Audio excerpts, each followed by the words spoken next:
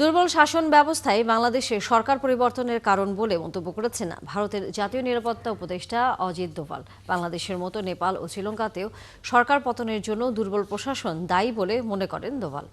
শুক্রবার রাষ্ট্রীয় ঐক্য দিবস উপলক্ষে দেওয়া বক্তব্যে দোভাল এসব কথা বলেন। তিনি বলেন, রাষ্ট্র গঠন ও নিরাপত্তা রক্ষায় কার্যকর শাসন ব্যবস্থা অত্যন্ত গুরুত্বপূর্ণ।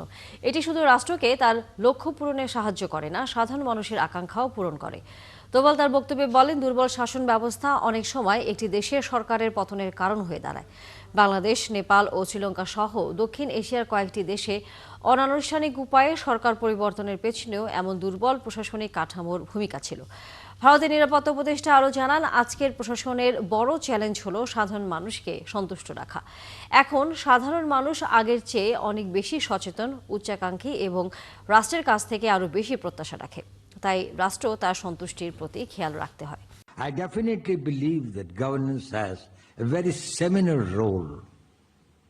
আমি বিশ্বাস করি একটি জাতি গঠন প্রক্রিয়া সেই সঙ্গে একটি দেশকে সুরক্ষিত রাখতে এবং তার লক্ষ্য ও আকাঙ্ক্ষা পূরণে সহায়তা করার ক্ষেত্রে শাসন গুরুত্বপূর্ণ ভূমিকা পালন করে।